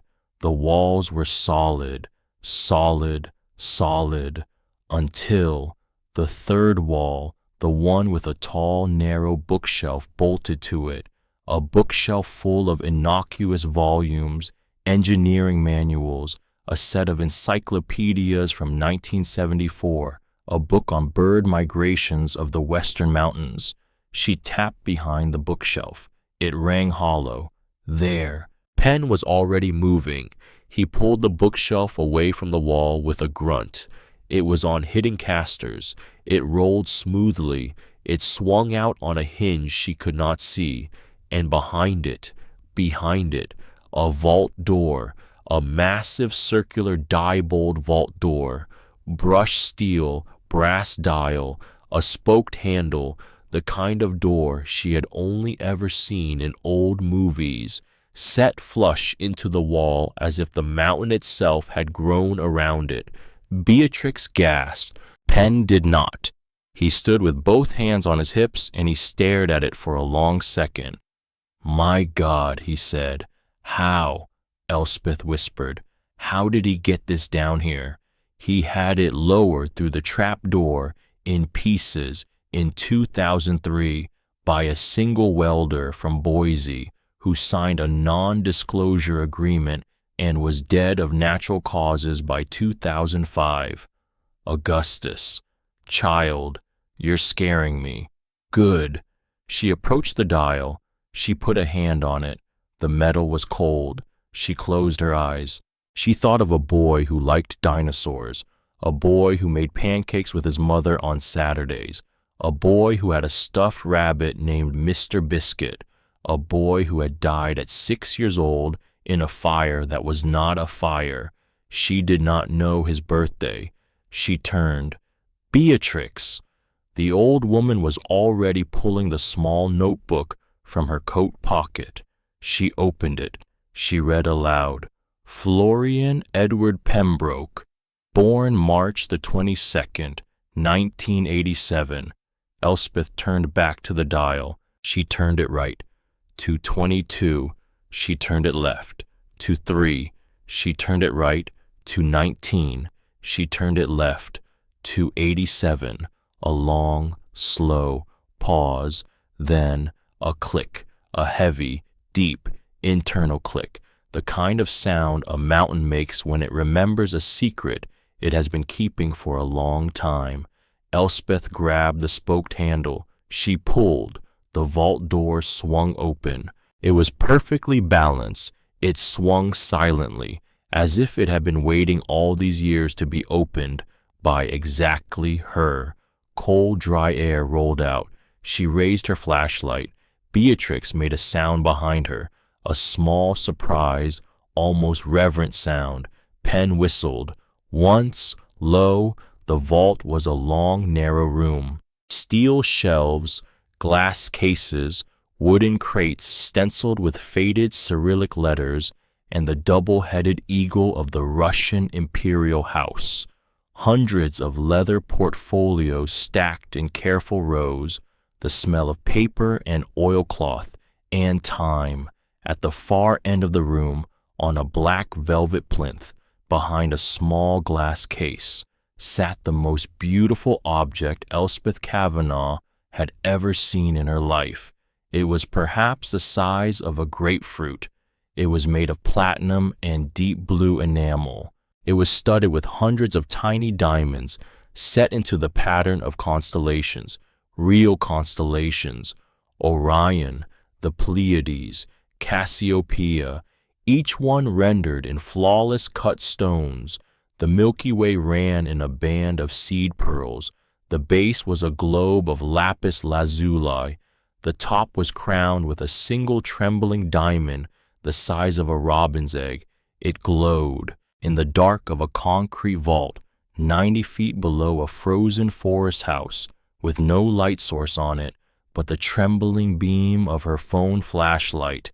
The egg seemed to generate its own quiet light, as if it remembered the chandeliers it had once sat under.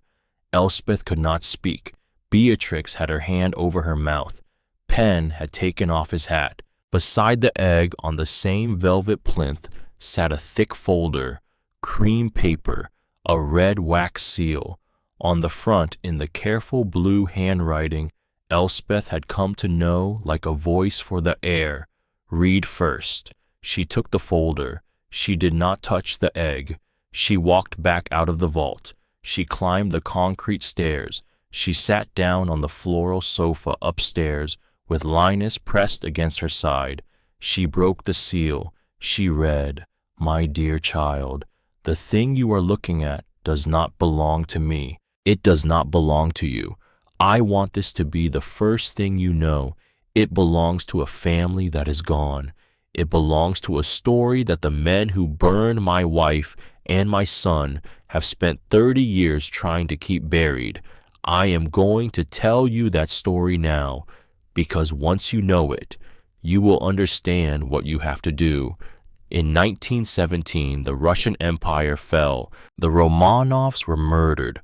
Their treasures were scattered. Some were sold, some were melted, some were lost in the chaos and have never been found. This egg is one of those. It was made by Carl Fabergé for the Empress Alexandra in 1914. It was a gift to her son Alexei. It was never publicly displayed. It was never recorded in the official imperial inventory. It was the Empress's private thing, a mother's gift to a sick boy. When the Empress saw the revolution coming, when she understood her family would not survive it, she gave the egg to a friend, a young Russian noblewoman named Yelena Veshniak, a girl of 19 with a French passport and a way out. The Empress told her, "Take this, take it out, sell it only to feed yourselves. If a Romanov heir survives, return it. If no Romanov heir survives, give it to a museum so that the world will remember that my son was loved." Yelena Veshniak got out. She lived the rest of her life in Paris. She married a man named Pyotr Veshniak. They had 2 children. They did not sell the egg. They could not bring themselves to. It sat in a velvet box in a safe in their apartment for 40 years. In 1924, they deposited it for safekeeping in the vault of Carringford Trust Bank in London. In 1989, the last Veshniak descendant died, a grandson. He had no children. He had no heirs. He had no will. The egg sat in the vault, unclaimed, for 2 years. And then in 1991, a man named Edmund Crane, the director of special accounts at Carringford Trust Bank, made a quiet internal decision. He decided that as the depositing family had no surviving heirs, the egg would pass into the bank's private holdings. He did not file the paperwork. He did not inform the trustees. He did not contact the Veshniak estate executors in Paris. He simply moved the egg into a different vault, a vault that did not officially exist, a vault he and 3 other senior directors used to consolidate orphaned assets that they intended to liquidate quietly through private brokers. I am the man who discovered this. I was the senior archivist. I was the man who tracked every box. I noticed the move. I asked Edmund Crane about it. He smiled. He said he would explain. He said he would investigate. That was in late 1992. In February of 1993, my wife and son were burned alive. I knew the day I came home and saw the ruin of my own front door. I went to the police. They listened. They did nothing. I was visited by men in suits who told me to consider a sabbatical. I understood the message. I had a choice. I could die in a tidy fire, or I could disappear. I disappeared. I took the egg with me. I will admit this to you, child. I want you to know it from me and not from any other man. I stole it. I stole it from a bank that had already stolen it. I stole it from a thief in a suit who had murdered my family to keep me quiet. I stole it because I believed, and I still believe, that somewhere in this world a story was owed. I have kept it for 30 years. I have not sold it. I have not shown it. I have not breathed a word of it to anyone. I have only waited. I waited for the men who killed my family to die. Edmund Crane died in 2007. He outlived me in everything except guilt. I waited for the statute of limitations on a 1991 international theft. It expired in 2021. I waited for a person of mine, a person of my blood, a person I could trust to do this right. I waited for you, child, because the egg cannot stay buried, because the world has been told for 100 years that the constellation egg was destroyed in the revolution. The world is wrong. The world deserves to be right. The boy it was made for deserves to be remembered. The empress who gave it away deserves to be remembered. The girl who carried it out of fire deserves to be remembered. And my son Florian, who I could not save, deserves to be remembered too. Here is what I am asking you to do. You will be tempted to sell this thing privately. Do not. The men who hunted me will still want it buried. The buyer who pays the most will be the buyer who wants no one to ever see it again. Do not feed that buyer. Sell it at public auction, through the most reputable house you can find. Sell it to a museum. Sell it to a buyer who will display it. Sell it to the light. Take the money. Pay the lien. Buy a home for yourself and your brother. Live the life I was never able to live with my own family. And with what is left, do good. Find the descendants of Imogene. There is a niece. Her name is in the second folder. Tell her what happened to her aunt. Give her what she needs, if you wish. Make a foundation. Make it in the name of a boy. Make sure other children whose mothers have died know they are not alone in the world. I am sorry, child. I am so sorry that the price of your inheritance is the weight of all this knowing. But you are not alone now. You have Beatrix, you have Augustus, you have Rufus and Adelina and a whole town that has been waiting for you. And somewhere, in whatever comes after this, you have me. With all my love, Cornelius. Elspeth folded the letter. She did not cry. She had cried in the basement the night before. She had cried in a bathroom in Tacoma. She had cried in a kitchen in Beatrix's bookshop. She did not have the crying left. She felt instead a thing that had been settling into her for 2 days, like a stone settling at the bottom of a clear pool. She felt steady. She looked up at Penn. She looked at Beatrix. She said, "Call the FBI." Penn was already nodding. "I have a friend in the Helena field office," he said. 22-year veteran, honest as a hammer. I can have her on the phone in 3 minutes. Do it. He stood. He walked outside to where the cell signal was better. He pulled a small satellite phone from his coat pocket. He started dialing. Beatrix sat beside Elspeth on the couch. She took her hand. "Child." "Yes. You are doing exactly the right thing." Elspeth nodded. She did not feel right. She did not feel wrong. She felt only that she was finally doing what she had been brought to this house to do. Roderick Crane did not let her finish. Roderick Crane came at noon. He came in a black SUV with 3 men. 2 of them had been in the cabin the night before. The third was a thin, pale man with a face like a knife. They came up the unplowed driveway in 2 vehicles, engines roaring, snow flying. Penn saw them coming through the kitchen window. He turned to Elspeth. "Get the boy." She got the boy. He turned to Beatrix. "In the cellar." Beatrix did not argue. "Where are you going to be?" "On the porch."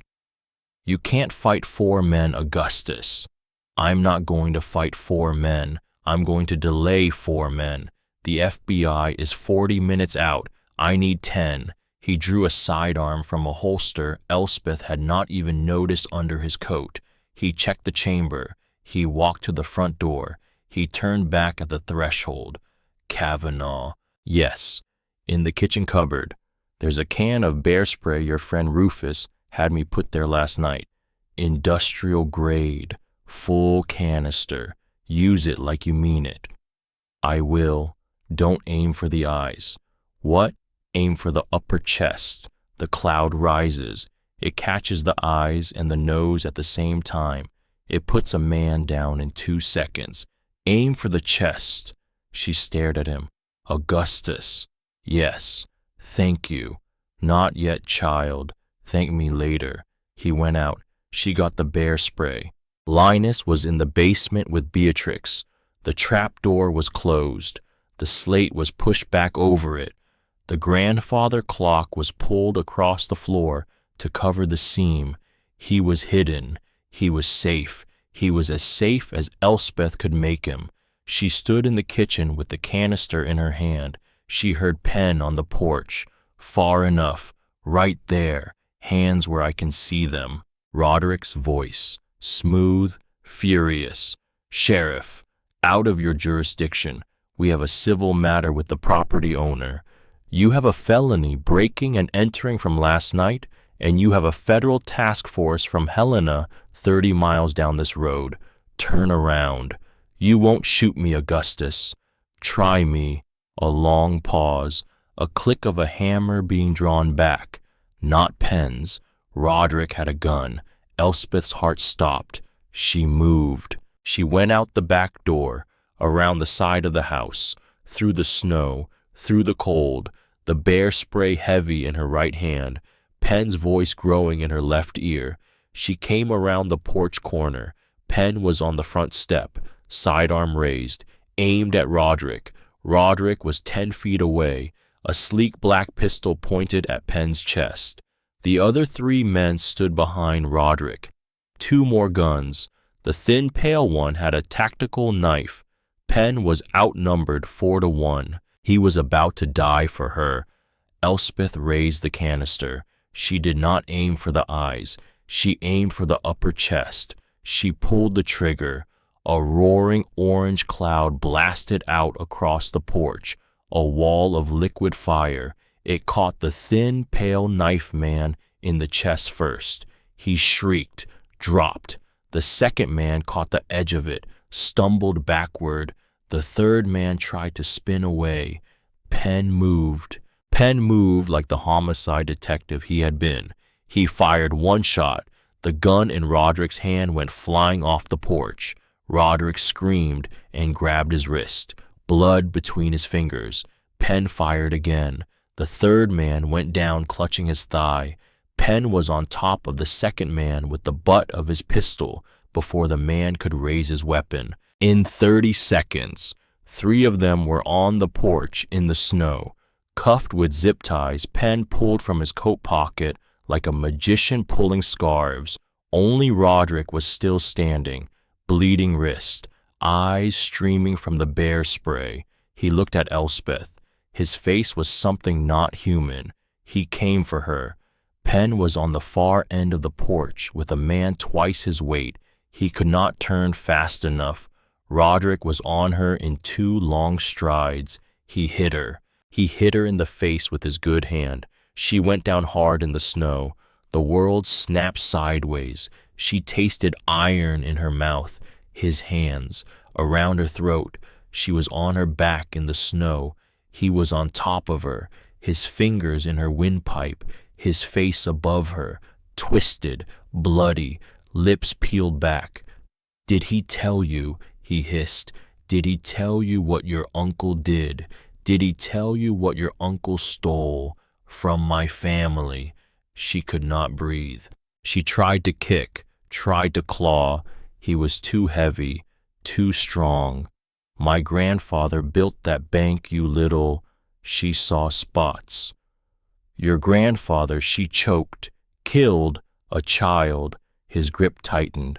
"My grandfather did what he had to." Her vision tunneled. She thought Linus. She thought Linus is in the basement. Linus is in the basement. Linus is safe. And then she heard the front door of the cabin slam open. She heard small bare feet on the porch boards. She heard a small voice, furious, tiny. 7 years old. Get off my sister. She heard the swing. She heard the impact. A heavy brass oil lamp. The one from the front hall. Cornelius's lamp. A boy, 7 years old, in his pajamas, barefoot in the snow, standing over a grown man with both hands on the lamp's heavy brass base, the way a baseball player holds a bat. He had brought it down on Roderick Crane's skull. Roderick rolled off her. He hit the porch boards with the soft sound of meat hitting stone. He did not move. Linus did not move either. He stood holding the lamp, his eyes wide, tears frozen on his cheeks, his feet bare and red in the snow. Elspeth gasped for air. She rolled. She crawled. She made it to her knees. She reached for him. He dropped the lamp. He fell into her arms. She held him. She held him. She held him. She did not let go for a long time. The FBI arrived 11 minutes later. 2 black SUVs, 6 agents. A team in blue jackets who took the men away and bagged the weapons and asked Elspeth questions she could barely answer. A medic who cleaned the cut inside her lip and pronounced her concussion-free. A different medic who wrapped Linus's bare feet in a thermal blanket and called him a brave young man. The lead agent was a woman in her 50s, sharp eyes, short gray hair. She looked at Penn. Augustus. Karen, you've been busy. I have. Glad you came when you did. You promised me 20 minutes. I gave you 40. It was 11. 11. 11. She blew out a breath. She looked at Elspeth. She looked at the cabin. She looked at the 4 men being walked to the second SUV. Miss Kavanaugh, yes. I understand you have something to show us. Elspeth nodded. She walked them down into the trap door, down the concrete stairs, behind the bookshelf, into the vault. The agent stopped at the door. She did not move for a full minute. Then she said very softly, "My God, 6 months pass. 6 months." The FBI investigation was open, then expanded, then handed up to a federal task force that included 2 officers from the Cultural Property Crime Division. They confirmed everything. The provenance documents in Cornelius's second folder were impeccable. He had documented every step of the Veshniak family's ownership, every transfer, every bank receipt. He had even tracked down a distant cousin of the Veshniaks alive in Paris, 81 years old, who confirmed in a sworn statement that her grandfather had told her as a child about a magnificent egg in a London bank that no one was allowed to talk about. Roderick Crane was charged with 5 felonies, including attempted murder, including conspiracy to commit murder in the deaths of Imogene and Florian Pembroke in 1993. The case in London was reopened. Edmund Crane was named posthumously. 3 other living former Carringford executives were named in the indictment. The egg was authenticated by the Hawthorne Riley auction house in New York by a panel of 7 experts, including a quiet elderly man named Dr. Ansel Marchetti, who set down his jeweler's loupe at the end of his examination and looked at Elspeth across the table with shining eyes and said, "Child, I have spent 50 years of my life waiting to see this. Thank you." It went to auction on a Wednesday in June. Elspeth wore a black dress she had bought for $90. She held Linus's hand. He wore a small navy suit he had picked out himself. Beatrix sat on her right. Penn sat behind her in the row. Adelina Quintrell had flown in from Helena and was twitching with excitement. Rufus Easton had refused to come and had instead sent a card with a single line on it. "Make him proud, kiddo." The bidding opened at $60 million. It closed 41 minutes later at $158 million. The winning bidder was a private museum in Geneva. a foundation. The terms of purchase included a permanent public exhibition, free admission for children, a traveling loan program. The egg would not be hidden again, not ever again. When the gavel fell, Elspeth did not cheer. She closed her eyes. She thought of an old man in a frozen forest house, writing letters in blue ink, watching the road through a phone full of game cameras, loving a girl he had never met from a long way off. She thought, "I did it, Uncle. I did it." 2 years later, she stood on a balcony, the balcony of a small house overlooking the Oregon coast. The Pacific was gray and silver in the morning light. A line of pelicans was working the swell. The wind smelled of salt and pine. Linus was on the beach below, barefoot, 9 years old now, tall for his age, brown from a summer of sun. He was building something out of driftwood with a school friend. He was laughing. He was by every measure of the word healthy. He was by every measure of the word a happy child. He had a therapist who specialized in childhood trauma. He had a tutor in math because he had decided at 8 years old that he wanted to be an astronomer. He had his own room with stars on the ceiling. He had a dog, a spaniel mix named Bandit, who slept at the foot of his bed every night and looked at Elspeth like she had personally hung the moon. She watched him. She had cried for a year after the auction. She had cried in therapy. She had cried in bed. She had cried in a kitchen in Glenmore when Beatrix Yarrow held her hand across a small wooden table and said, "Child, child, child." She had cried until there was no more crying left, until what came out instead was something quieter, something that looked from the outside almost like peace. She had re-enrolled at the University of Washington. She was studying art history. She had a particular interest in lost objects. In the foyer of her small Oregon house was a framed photograph, black and white, Cornelius Pembroke at 50, Imogene at his side, Florian on his shoulders, laughing. The photograph she had taken from the mantel of a frozen forest cabin on her second night in Montana. It was the only thing in the house that had been in the cabin. She had donated everything else to the National Wildlife Conservation Trust. The cabin, the 40 acres, the books, the journals, the Cyrillic crates of imperial bonds which international collectors had quietly purchased back at full face value to keep them out of certain other hands. All of it, given to the wild forever. She kept only the letters her great-uncle had written her, and one other thing, a small enamel pin, a double-headed eagle, a copy, a souvenir, made by Hawthorne Riley and given to her after the auction. She wore it on her coat. She wore it every day. The Florian Pembroke Memorial Foundation had its 3rd birthday last week. It funded scholarships for children who had lost their mothers. It funded grief counseling. It funded a small annual program that brought motherless children from low-income families on week-long nature retreats in the Pacific Northwest. The retreats were free, the buses were free, the food was free, the counselors were paid living wages. The foundation also had a smaller program, a quieter one. It paid for things, field trips, appendectomies, textbooks, headstones for poor families who could not afford them. It paid for these things anonymously. The recipients never knew where the money came from.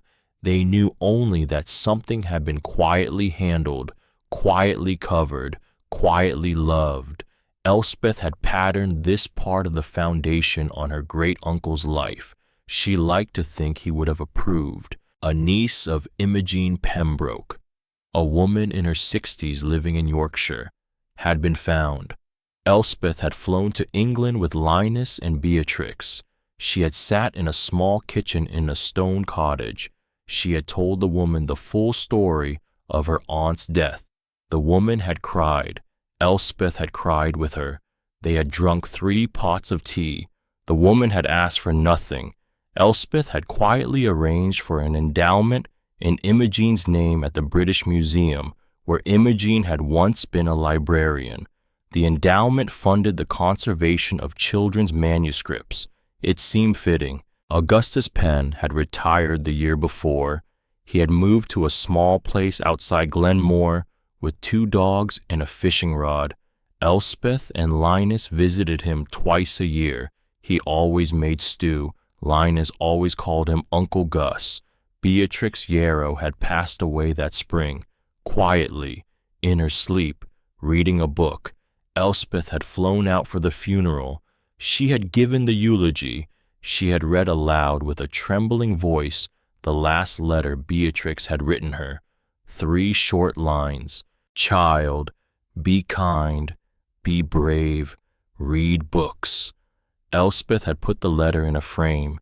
She had hung it in her kitchen. The morning was clear. The Pacific was loud. Linus had finished his driftwood structure. It was a castle. It was also a rocket. It was also a dragon. He was 9. He was allowed to be inconsistent. She heard him laugh. A child's clean, clear laugh. She did not realize at first that she had begun to cry. The tears were warm. They were not sad tears. She did not know what they were. She thought, Mom. She thought, are you watching this? She thought, are you proud? She thought, I hope you are proud. She wiped her face with the sleeve of her sweater. She pulled a folded paper from the pocket of her cardigan. She had carried it with her every day for 2 years. She unfolded it. She read the last line aloud. To the gulls, to the wind, to the small dark figure of her brother on the beach below. You did not inherit money, child. You inherited memory. Keep it better than I did.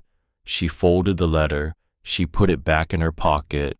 She watched her brother run along the surf line, throwing his arms wide, yelling something to the friend, yelling something to the gulls, yelling something to no one in particular, and to everyone in the world at once. He was alive. He was loved. He had grown. And down the beach, beyond him, past the gulls and the pelicans and the gray rolling line of the Pacific, the sun was coming up, pink and gold and quiet over a world that had been for a small girl in a Tacoma kitchen 2 years ago, a flat, gray, hopeless thing. It had not been hopeless. It had only been waiting. Elspeth Kavanaugh leaned against the balcony rail. She closed her eyes. She let the wind take her face. She listened to her brother laugh. And somewhere, in whatever quiet country the dead live in, an old man in a forest house heard her too.